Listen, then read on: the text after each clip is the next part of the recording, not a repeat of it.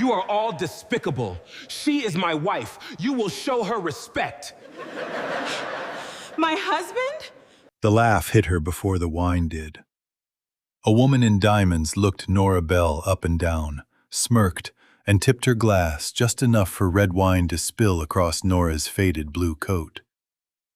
"God," the woman said loudly, "they really let anyone in tonight." The people around her laughed. Then the man at the center of the billionaire's party slowly rose to his feet, stared at the woman they were humiliating, and said the one thing that made the whole ballroom go silent. "Watch your mouth," Adrian Vale said. "That woman is my wife." If you've ever been judged before anyone knew your story, stay with me. Because what happened that night wasn't just revenge. It was 10 years of lies, humiliation, and heartbreak exploding in one room. The music died first. Then the cameras turned. Then the whispers started moving through the ballroom like electricity. My wife. The words hung in the air so heavily that even the waiters had frozen mid-step.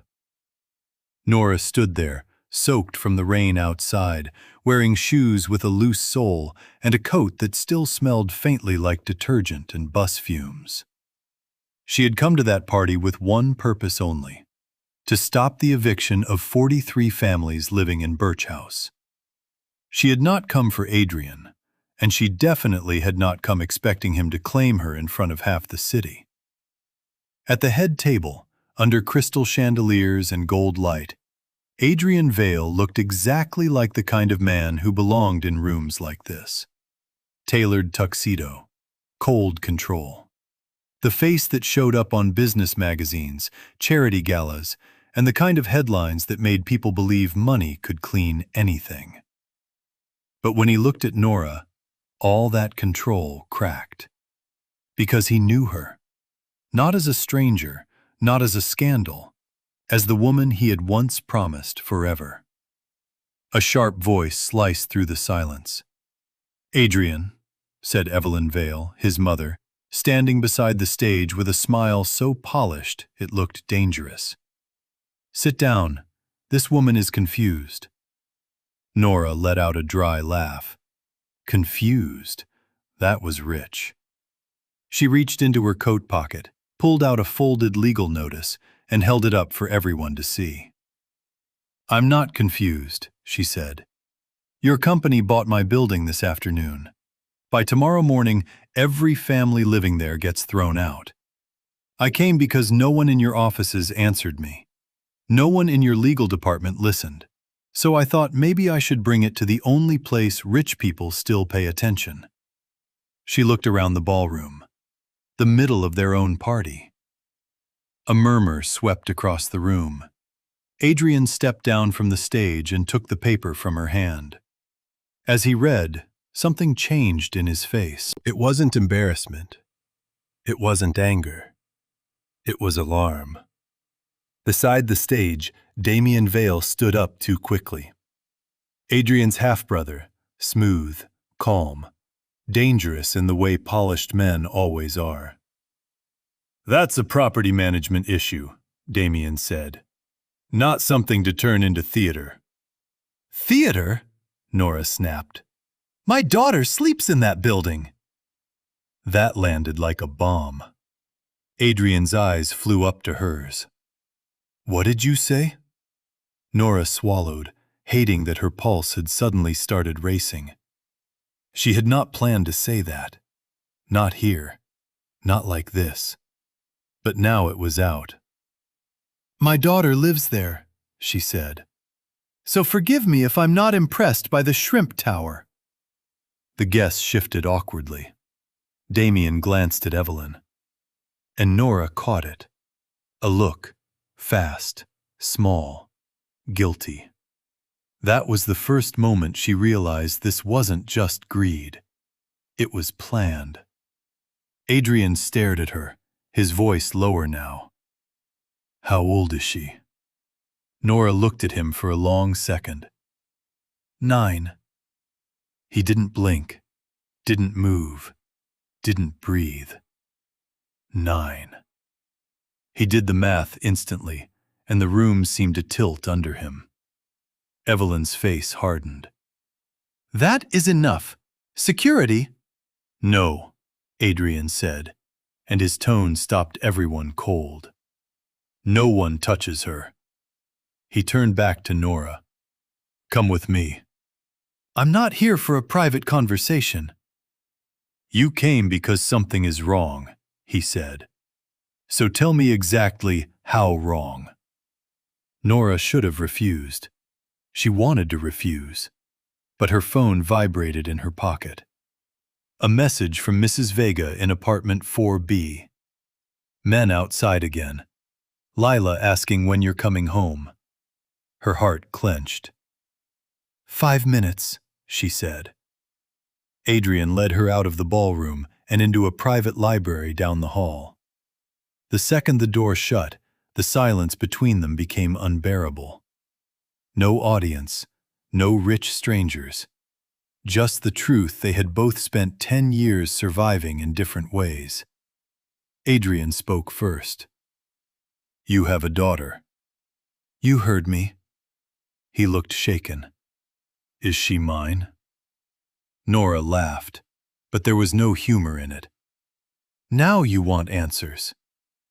"I want the truth." "The truth?"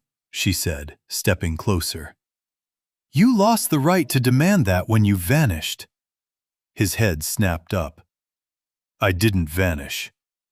"You disappeared." "I came back for you." She froze. He took a breath, like even saying it hurt. "When I got back from London, your apartment was empty. The landlord said you'd left. My mother told me you took money and disappeared." Nora stared at him, then slowly reached into her coat and pulled out a rubber-banded stack of old envelopes. "Open one." He frowned, took the stack, and slid the first letter out. The envelope was stamped, "Return to sender." His face drained. He opened another, and another. Everyone was addressed to him. Everyone had been sent back. Her voice was quiet now. "I wrote to you when you didn't come. Then I wrote when I found out I was pregnant. Then I wrote after the doctor visits. Then after the rent notices. Then after the baby was born. I wrote until I ran out of stamps and dignity." Adrian's fingers tightened around the paper.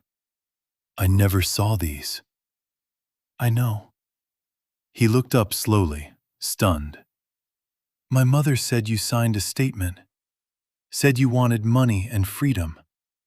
Nora's eyes burned. "Your mother offered me money to disappear. I refused. A week later, I got a box in the mail with my wedding ring inside." Adrian's face changed. "That wasn't from me."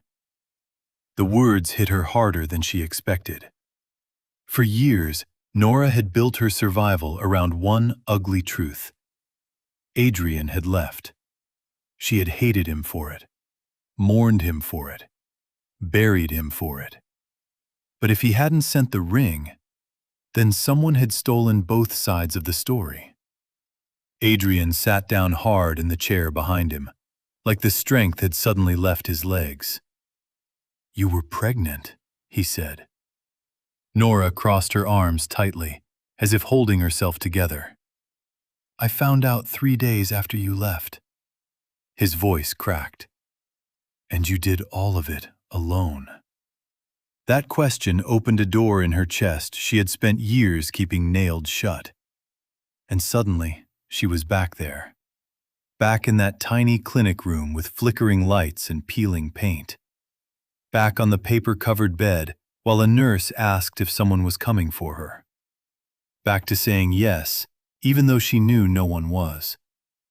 Back to labor that lasted all night. Back to screaming into a pillow so the woman in the next bed wouldn't hear how alone she was. Then morning. Then silence. Then a little girl placed in her arms. Lila. The baby who had Adrian's mouth and Nora's eyes. The baby who wheezed in winter and smiled in her sleep. The baby who became the reason Nora got up when life gave her every excuse not to. She blinked back into the present and said the only thing she could say without breaking. Yes. Adrian stood again, slower this time. What's her name? Nora hesitated. Because names matter. Names make pain real. Lila. He shut his eyes for a second. How is she? That nearly destroyed her, because that was not a billionaire's question. That was a father's question. She's smart, Nora said softly, before she could stop herself. Too smart. Stubborn. Funny. She reads with a flashlight under the blanket. She hates milk. She feeds the alley cat behind Birch House. And she has asthma. His eyes opened. Asthma? She nodded, then pulled out her phone and showed him the messages. Power flickering. Men outside. Locks being measured. Residents panicking. Adrian read the screen, then immediately grabbed his own phone. Tom, stop everything at Birch House, right now. He listened. His expression darkened. I don't care who approved it. Shut it down. He hung up and reached for his coat. Nora blocked the door. You don't get to play hero because you finally found out the truth. He looked at her, wrecked and furious all at once. No, he said. I get to go because my company is threatening my daughter. The word my made her chest tighten. Before she could answer, the door opened. Damien stepped inside. Calm, annoyed, not surprised. That was what made Nora's stomach turn. He wasn't surprised. Press is asking questions, Damien said. Adrian, we need to control this. Nora stared at him, then remembered. 3 weeks earlier, a man in a gray suit had visited Birch House asking tenants to sign relocation papers. Nora had seen him from the stairwell, hadn't heard his name, but she remembered his smile. The same one Damien was wearing now. You knew I lived there, she said. Damien gave her a cool look. I know many things. Adrian turned sharply. What did you do? Damien exhaled, like this was all terribly inconvenient. What I had to. Birch House sits on prime land. Investors wanted it cleared before the merger announcement. Your emotional attachment to every lost cause in the city has been a problem long enough. Nora felt sick. Merger announcement. So that was tonight. Not just charity, a business deal. And probably an engagement, too. She looked at Adrian. He didn't deny it. That hurt more than it should have. Damien kept talking. If the board found out some woman from your past had a legal claim to your name and a child attached to it, the timing would have been disastrous. The room went cold. Adrian's voice dropped. You knew about her? Damien didn't answer quickly enough. That was enough. Adrian shoved past him and stormed out. Nora followed. They found Evelyn in a smaller lounge, speaking quietly with donors as if nothing had happened. Adrian didn't ease into the question. Did you intercept Nora's letters? The donors fled almost immediately. Evelyn turned, chin high. Must we do this now? Did you? She looked at Nora with pure contempt. I did what was necessary. Nora felt like the floor vanished. Adrian stepped forward. She was pregnant. Evelyn's expression shifted just enough to tell the truth before her mouth did. I suspected. Nora made a strangled sound. "You knew," she whispered. Evelyn's voice was ice. "You were never suitable for this family. I corrected a youthful mistake before it ruined his future." Nora shook with rage. "A youthful mistake?" she said. "I buried bills under my mattress so my daughter could eat. I worked 2 jobs while pregnant. I watched her struggle for breath in winters because I couldn't afford perfect heating. I was evicted, humiliated, ignored, and you call that correcting a mistake?" Evelyn didn't flinch. "I sent you back where you belonged." Nora stepped closer. "No," she said. "You sent me to a life you were too weak to survive yourself." For the first time, Evelyn had no answer. Then Adrian's phone rang. He looked at the screen. Everything in his face changed. "What happened?" Nora demanded. His eyes lifted to hers. "There's a fire alarm at Birch House. Power is out. Residents are evacuating." Nora didn't wait. She ran. Back through the ballroom, back through the cameras, back through the crowd that had laughed at her an hour earlier and now parted like she was carrying a storm. Adrian caught up outside as rain hammered the steps. His car pulled forward. "Get in." Nora slid in beside him, already calling home. Mrs. Vega answered, sobbing. "Lila went back upstairs," the older woman cried. "She said she forgot something. Nora, the smoke!" Nora's scream nearly tore her throat apart. The drive felt endless. Red lights, sirens, rain smeared across black glass. Adrian was making calls the whole time, but Nora barely heard him. All she could see was Lila's face. Lila laughing at breakfast. Lila drawing cats with wings. Lila pretending not to be scared during thunderstorms. "Please," Nora whispered to no one and everyone. "Please." When they arrived, Birch House was chaos. Smoke curled from the 3rd floor. Residents crowded the sidewalk in pajamas, coats, blankets, some barefoot, some crying, some filming, some just standing there in shock. Because disaster is always hardest to believe when it happens in your own doorway. Nora bolted out of the car. "Lila!" Mrs. Vega grabbed her arm, weeping. "They won't let us in." A firefighter blocked Nora at the entrance. "My daughter is up there." "We're searching every floor." "She has asthma." That changed his face. Nora turned and saw little Mateo from apartment 2A standing nearby, clutching a soaked, stuffed dinosaur. "She went back for the box," he said. Nora froze. "What box?" "The metal one, the one with the picture." The wedding photo. Lila had found it last year in an old drawer. Nora had never thrown it away. Couldn't. Didn't know why. Maybe because some broken things remain proof that something once existed. Adrian heard it too. He looked at the building once, then at Nora. Then he ran inside. "Adrian!" she shouted. But he was already gone, straight into the smoke. The next few minutes felt like an eternity designed by cruelty. Nora could hear hoses, shouting, crackling wood, coughing residents, thunder overhead. She could hear her own heartbeat, and nothing else.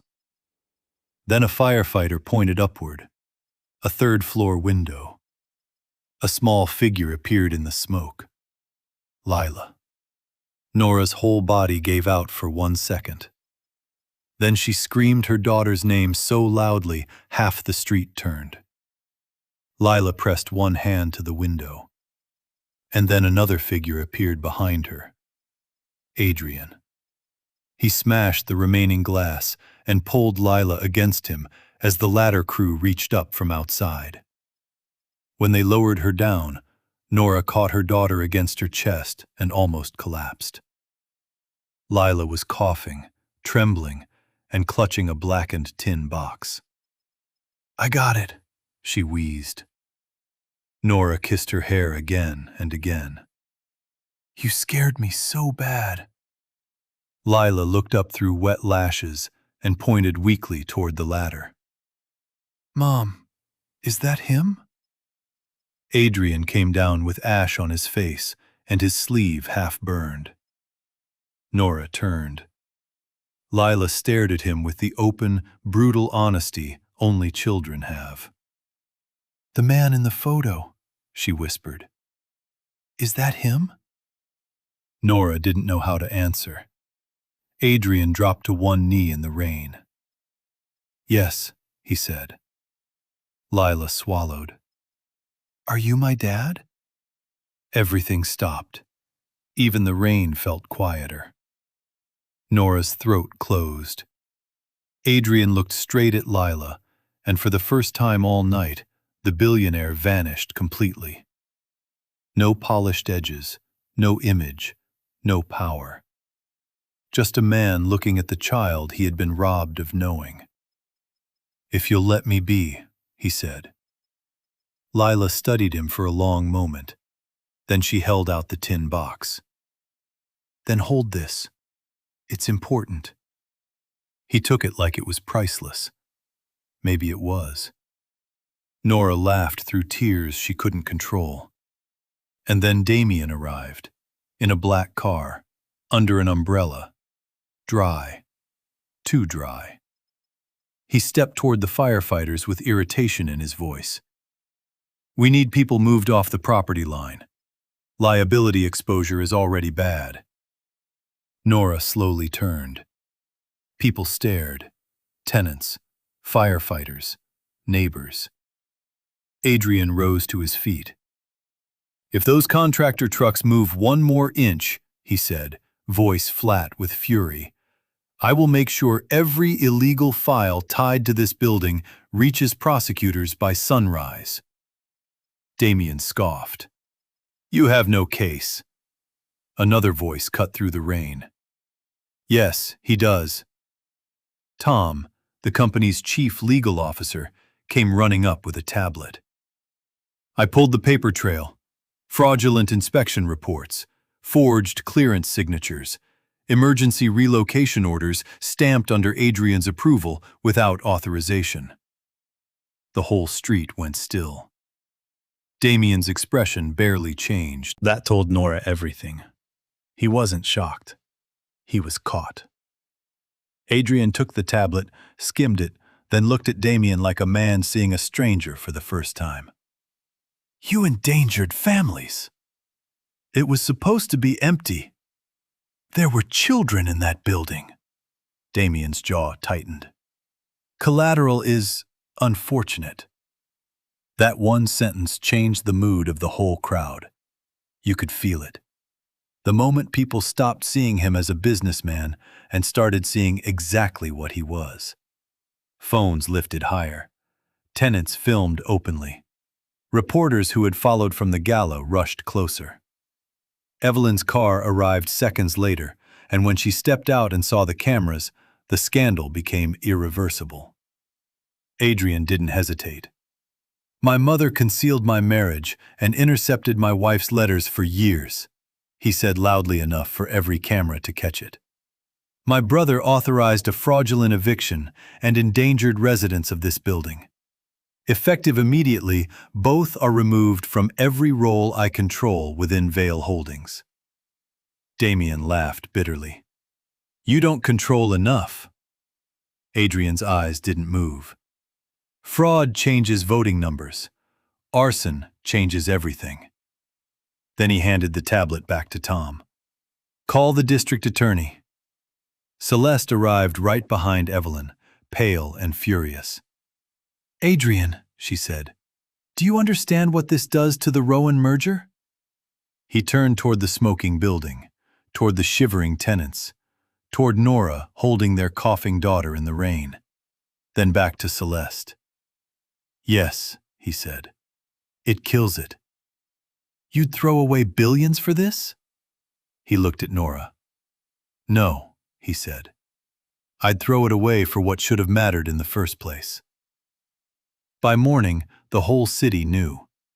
Videos from the ballroom were everywhere. So were the clips from Birch House. Residents in blankets, smoke pouring from windows.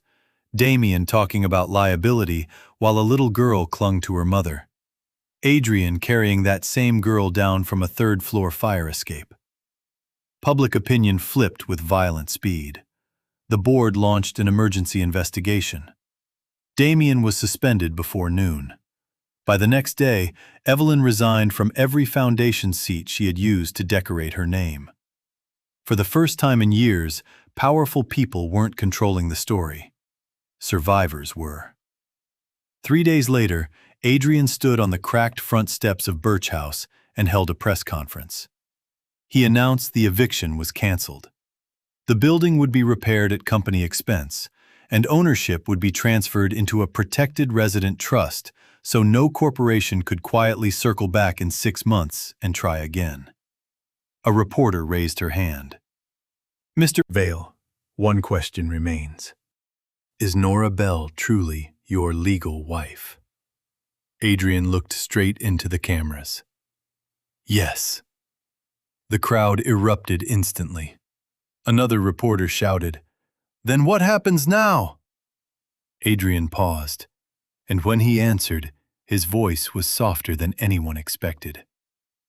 That depends on whether the people I failed are willing to let me earn my way back.